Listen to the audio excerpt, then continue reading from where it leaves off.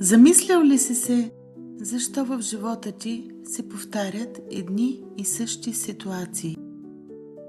Различни хора, различни обстоятелства, но една и съща болка. Едно и също усещане. Сякаш животът сменя декора, но сценарият остава същия. Това не е съдба, това е подсъзнание.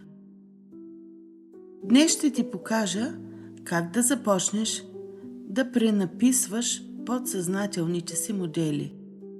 Защото докато не промениш вътрешния сценарий, външната реалност ще продължава да го играе. Остани с мен до края, защото ще ти дам първата стъпка към вътрешната промяна, която наистина работи. Какво са подсъзнателните модели?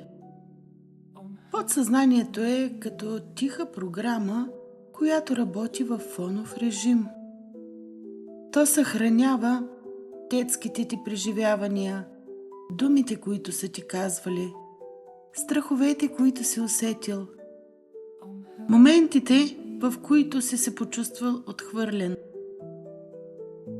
И от всичко това създава модели. Модел на любов, модел на успех, модел на самостойност, модел на изобилие. А после ти започваш да живееш според тях, без дори да го осъзнаваш. Защо се повтарят едни и същи ситуации? Подсъзнанието обича познатото. Дори когато познатото боли. Ако си научил, че трябва да се бориш за любов, ще привличаш хора, които те карат да се бориш. Ако си научил, че не си достатъчен, ще избираш ситуации, които го потвърждават. Не защото искаш, а защото моделът търси потвърждение. Подсъзнанието не търси щастие, то търси сигурност. И сигурността е в познатото.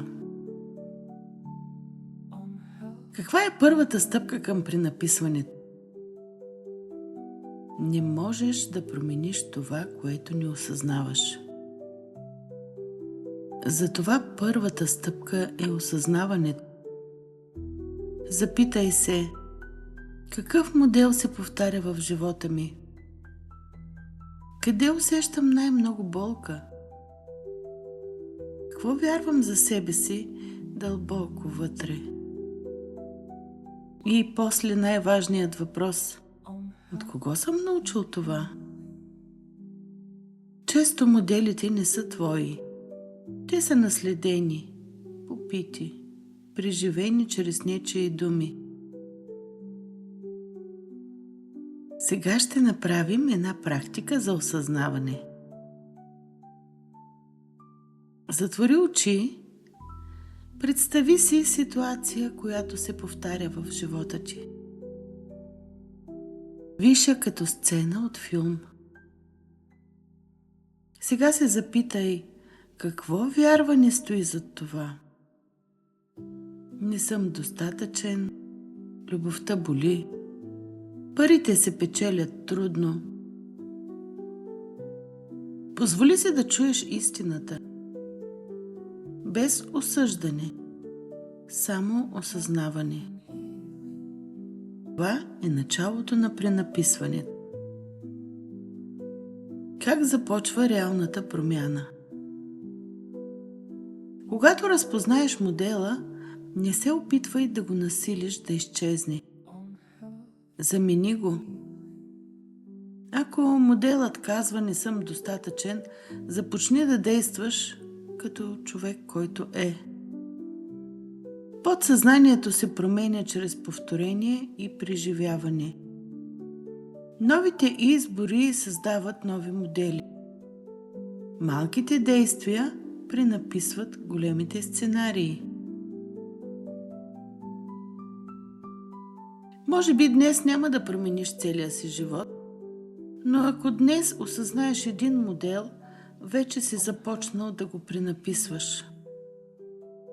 Подсъзнанието не е враг. То просто пази старите ти програми. Но ти вече не си детето, което ги е създало.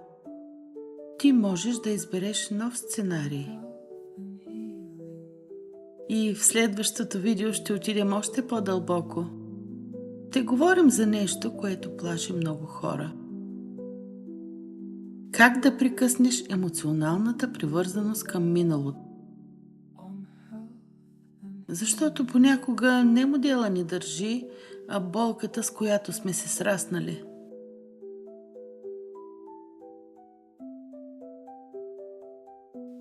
Ако разпозна един модел в себе си днес, това е началото. Абонирай се, защото следващите видеа ще отидат още по-дълбоко.